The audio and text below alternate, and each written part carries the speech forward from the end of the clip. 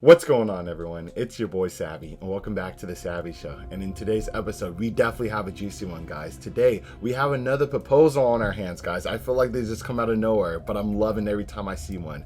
This is SCP-001, God's Blind Spot. Bro, that's pretty wild because, I mean, just reading that title alone, it could literally be like God's blind spot, which wouldn't make sense because God is all known, all powerful. So how would he have a blind spot? So that's what piqued my interest completely. Or it's something more simpler in the SCP universe. Maybe this God is not all powerful, all knowing, and a lot of people say he's just like, you know, a reality bender, a strong one that is like saying he's God. We don't know, but maybe this is just a legit blind spot in the world where God cannot see anyone because some anomalous powers. Who knows? But like always, we're going to find out today. So with that being said, if you guys are excited for this reaction, please remember to smash that like button, also smash that sub button, join the family, and hit that bell so you can stay plugged for each and every upload. The goal by the end of the year is 10K subs, and we're almost close to halfway. We almost hit the 5K mark. So let's get it done, guys, if you haven't already joined the family. And for this video, let's get 100 likes, make that the benchmark, and let's get it popping before the next reaction. So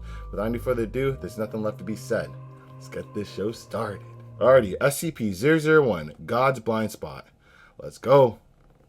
If you're familiar with the SCP Foundation, then you already know the exact reason why there are multiple SCP-001s. You may even think you know which of them is the real SCP-001. Maybe. But for those of you who are new here, or who just need a little reminder, the designation of SCP-001 doesn't refer to a single creature, object, or entity, but rather a collection of various anomalies that are apparently kept in containment by the SCP Foundation. Over 30 of them. At present, it is unclear why there are multiple files collected under the shared designation of SCP-001. Some believe it is because these anomalies are some of the earliest ever contained by the Foundation.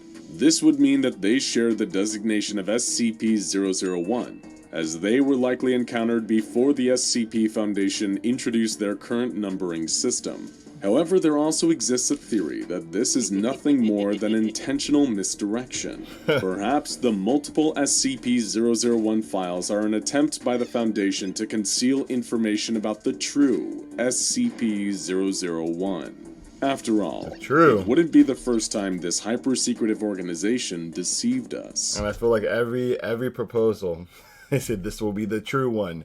This is kind of funny. Anomalies sharing the name SCP-001 include the infamous Scarlet King, the massive Gate Guardian, and the world-ending event known as When Day Breaks. But today, we will be using SCP-001 to refer not to an entity or an event, but to a location. A location codenamed God's Blind Spot. Located in an unassuming corner of the world is a site that the SCP Foundation constructed and designated as Facility T.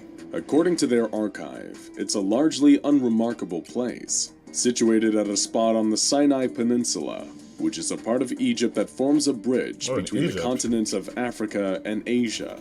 In the 18th century, archaeologists excavating the area uncovered the remains of a stone structure believed to be an inn that dates back to the 2nd millennium BC. However, since the construction of Facility T, any trace of this structure has since disappeared. So, what makes this unremarkable site so important to the SCP Foundation? Please explain. Why establish a facility if there was nothing anomalous about its nature? What distinguishes this SCP-001 site in the eyes of the Foundation is the area's profound lack of any ambient Akiva radiation. But what is Akiva radiation? Well, according to the Foundation's researchers, it's a form of cosmic background radiation, one that's not overtly harmful to human beings. If you grew up in a strict church-going household, then it's highly likely you would have been exposed to a lot of this non-electromagnetic radiation and never even realized it. For real? You see, the thing with Akiva radiation is that it is directly correlated with the amount of religious faith a person has. Regardless of which religion someone follows, Akiva radiation will form around them. It tends to be harmless to humans. However, certain anomalous entities and SCPs considered to be demonic in nature can be repelled and even fought off with high levels of Akiva radiation. That makes sense. The presence of other powerful anomalies, those considered more benign or even holy, can also create an increase in this radiation. SCP-001 has earned the nickname God's Blind Spot for a number of reasons. One being that it is the only place on Earth with a natural absence of this Akiva radiation. The Foundation has conducted experiments. Wow, so they mean God by in the religion standpoint, not the actual God. SCP is about what you believe in, like, Christianity, Jesus and stuff. That's the blind spot because there's no Akiva radiation in that said spot, hence why it's blind. Okay, that makes sense. I thought they were talking about the actual SCP-343 God, but this is still kind of cool too. Experiments that involve bringing sources known to emit Akiva radiation into the area of SCP-001. But when they measured, no change in radiation levels was detected, meaning that the space around Facility T does not actively block Akiva radiation from entering it, but also cannot absorb or retain this religious radiation. Wow. It might be more accurate to say that the location destroys any trace of residual Akiva without damaging the source. A lack of faith-field radiation is far from the only anomalous property of SCP-001, though. During a number of tests involving D-Class personnel, the Foundation witnessed that, while in the area, it also becomes impossible for the death of any human being to occur. A discovery that obviously needed to be researched further. The first test involved a healthy human male. So you could legit be immortal there. You can never die if someone resides in that blind spot.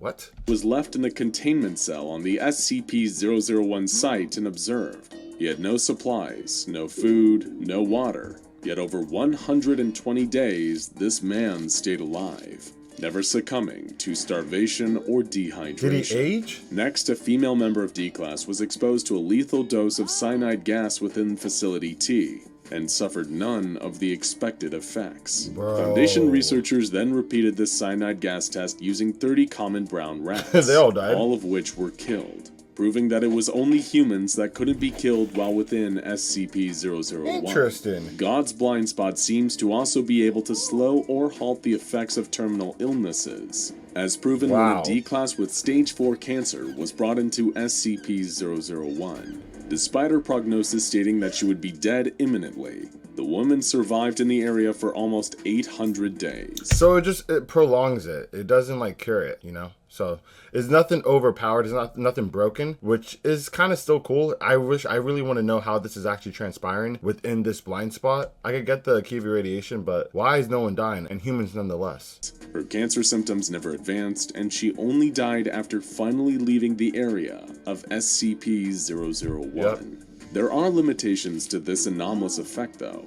One test involved cremating a healthy male D-Class while he was still alive. Bro. The man's body caught fire just as you would expect it to, and he was burned to death. Okay. According to the findings of that test and similar variations, Foundation researchers have learned that the life-preserving qualities of SCP-001 don't prevent death by extreme external damage. Okay. One of the final tests to take place within SCP-001 involved a pair of 24-year-old identical D-Class twins. One of the twins, designated Twin A, was held at Facility T, while the other, Twin B, was imprisoned in a cell at a different Foundation site. After observing them for over 26 years, Twin B aged naturally to the age of 50. His twin, however, did not appear to age at all over the course of 2.5 decades. It stops aging. It was only when moved to another facility that Twin A began to show signs of aging. The aging process for Twin A was rapid too, and eventually he caught up with his brother. Okay, so yeah, this is definitely not broken. It's only broken if you're literally there forever,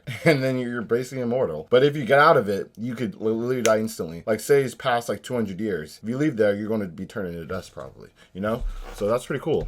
Being a benign, non-threatening anomaly, the Foundation has been more than happy to use God's blind spot to their own advantage. Facility T was specifically established on this site to house the headquarters of the O5 Council, the overseers of the entire SCP Foundation. Big news. It's hardly surprising that the Overseer Council would want to set up shop here. After all, it's the one spot on planet Earth where no human being can ever die of natural causes, and will not age for the duration of their stay.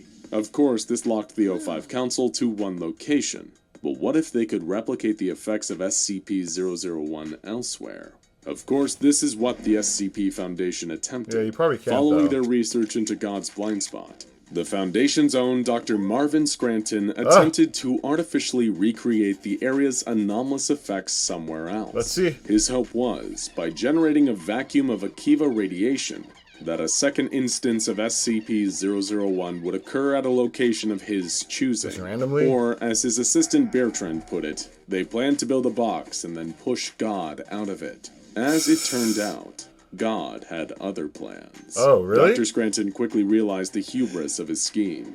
The Akiva radiation in the selected area rapidly dropped to 0, just as planned. Okay. But then something unexpected happened. Scranton detected an increase in Humes. These are essentially parts of the fabric of reality, and are what's often disrupted by reality-bending SCPs. Something had come into our world thanks to the O5 Council's attempt to recreate SCP-001. The Almighty? Something impossible for the Foundation to measure or observe. In other words, Scranton had no idea what he unleashed, or where it went. Following this incident, the O5 Council realized a worrying increase in the anomalous incidents they were encountering. Damn. Whether or not this came as a direct result of their meddling with the fabric of the universe was unclear, but it forced the Council to reconsider the focus and direction of the entire SCP Foundation. There can only be one blind spot. Up until this point, they had been an organization focused purely on research, but now they had to embrace a new approach to how they handled anomalies. From then on, the Foundation's objective became to actively seek out and contain anomalous entities, creatures, objects, and locations like SCP-001. Rather than just observing these phenomena for study, they would secure, contain, and protect. The final portion of SCP-001's file is a memorandum detailing an arrangement between the O5 Council and an unknown counterparty. In the document, someone named Sheldon Katz set out revised terms for the Foundation's continued use of Facility T. Sheldon states that he has reached an understanding with the counterparty, and that the contents of the document are to serve as a formal agreement, a contract of sorts between the SCP Foundation and someone else. According to this contract, the incident... Don't tell me this is going to be like some reality bender. It's actually God. You know, they formed a contract with. Scranton put a strain on the relationship between the Foundation and whoever the counterparty is. God. And that the O5 Council are seeking to make amends in order to continue their new goal of collecting and containing anomalies. What? So who was this counterparty that the Overseer Council was so desperate to appease and have on their side? Let's see. Who could possibly be a higher power than the most powerful secret organization on Earth? Well, an actual higher power, of course. That's right. The O5 Council was making a deal with God over how they were allowed to use his blind spot. Or at least a very powerful being that considers itself to be God. Exactly. The rules laid out on their agreement. Just like I said in the beginning, allegedly he's God, but it's probably just a really strong reality bender. That's a fanboy of God, you know? Agreement stated that no person was permitted to stay at the site of SCP-001 for more than 120 years. Including members of the O5 Council, along with other members of Foundation staff, management, researchers, security personnel, and test subjects. Additionally, the SCP Foundation's Ethics Committee was required to annually report any and all of the O5 Council's decisions to God. For his own part, God was restricted from smiting or exacting his terrible wrath upon any member of Foundation personnel. That's right. A perk of working for the SCP Foundation is getting around-the-clock divine protection. Damn, at that's least pretty cool. from God himself. That's still a lot better than an employee dental plan.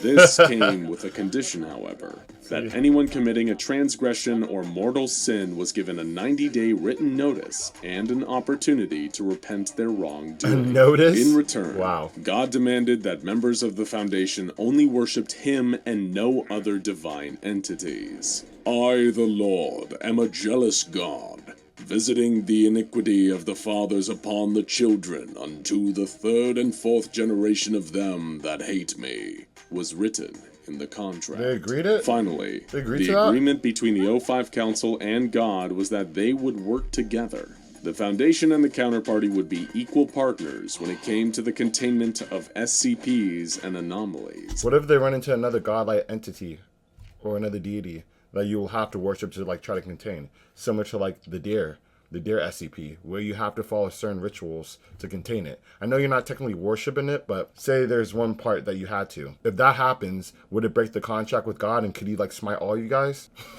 Yo.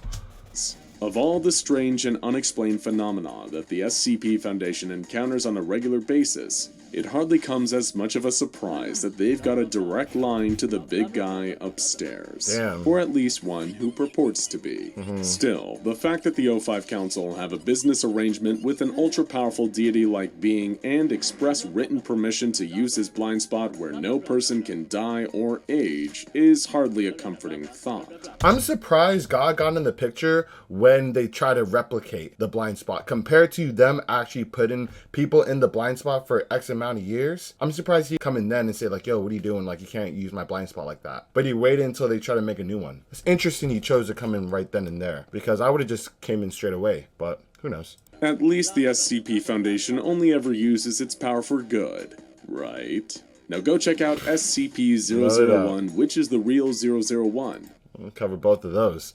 But guys, this was a cool one. This was a really cool one. At first, I was like, oh, this has nothing to do with God, because it's more so about the faith that you have in whatever God. And that one spot had no Akira radiation, which is that actual faith energy. So I thought it was about that. But God was actually in this SCP, and he made a contract about his own blind spot, which is referring to his, not just a random one.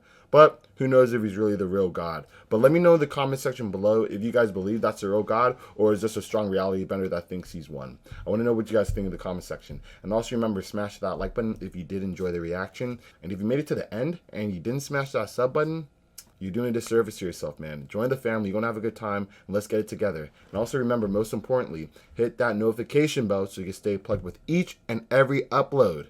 So with that all out the way, unfortunately, that concludes today's episode. However, I'll catch you guys on the next one.